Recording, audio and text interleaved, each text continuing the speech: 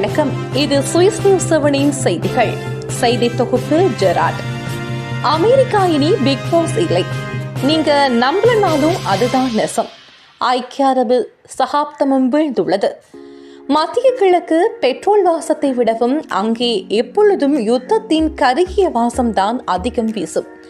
ஆனால் இப்பொழுது வீசும் காற்று ஏதோ ஒரு சகாப்தத்தின் முடிவை உறக்கச் சொல்லிக் கொண்டிருக்கிறது. நேற்று வரை பெட்ரோல் டாலர்களால் மினுக்கிய துபாயின் வானளாவிய கட்டடங்களும் சவுதியின் பாலைவன கோட்டைகளும் இன்று ஒரு விதமான மௌனத்தில் மூழ்கியிருக்கின்றது. அமெரிக்கா எனும் பஞ்சு கவசம். பல தசாப்தங்களாக சவுதி அரேபியா மற்றும் ஐக்கிய அரபு அமீரகம் போன்ற சன்னி முஸ்லிம் நாடுகள் அமெரிக்காவை தான் தங்களின் பெரிய அண்ணனாக நம்பியிருந்தனர்.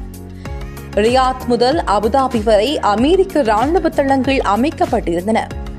எங்களை தொட்டுப்பார், அமெரிக்கா வரும் என்ற தைரியத்தில்தான் துபாய் போன்ற நகரங்கள் உலக சுற்றுலா மையங்களாக உருவெடுத்தன. ஆனால் வரலாறு எப்பொழுது ஒரு புள்ளியில் மாறும். அந்த புள்ளி இப்பொழுது ஈரானின் வடிவில் வந்திருக்கிறது. ஈரானின் அதிரடி சிதறிய வியூகம். ஈரான் இப்பொழுது வரும் ஒரு நாடு அல்ல, அது ஒரு பிராந்திய வல்லரசாக தன்னை நிலைநிறுத்திக் கொண்டது.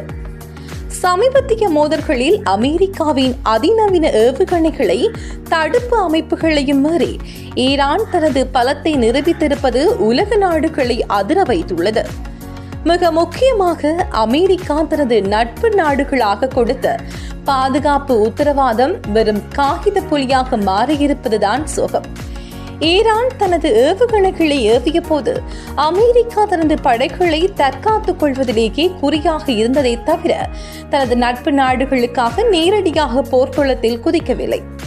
இதுவே அமெரிக்கா இனி உலக போலீஸ் இல்லை என்ற கசப்பான உண்மையை சன்னி நாடுகளுக்கு உணர்த்தியது. துபாயின் கனவு சிதைக்கப்படுகிறதா? துபாய் மற்றும் அமீரகத்தின் பொருளாதாரம் என்பது 2 தூண்களில் நிற்கின்றது. சுற்றுலா மற்றும் முதலீடு அமைதி இருந்தால் மட்டும் இவை சாத்தியம்.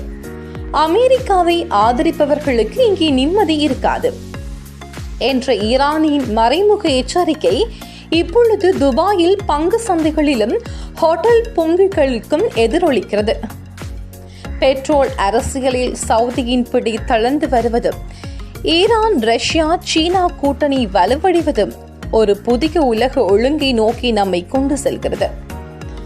மத்திய கிழக்கின் வர்த்தகம் மற்றும் சுற்றுலாவின் முகமாக திகழ்ந்த துபாய் மற்றும் அமீரகத்தின் மற்ற நகரங்கள் இன்று பெரும் சவாலை சந்தித்துள்ளது. வான்வெளி தாக்குதல்கள் மற்றும் பிராந்திய பதற்றம் காரணமாக முதலீட்டாளர்கள் மற்றும் சுற்றுலா பயணிகளின் பாதுகாப்பு குறித்த அச்சம் எழுந்துள்ளது. இது ஒரு சகாப்தத்தின் முடிவு. இது வெறும் ராணுவ தோல்வி அல்ல, ஒரு நம்பிக்கையின் வீழ்ச்சி.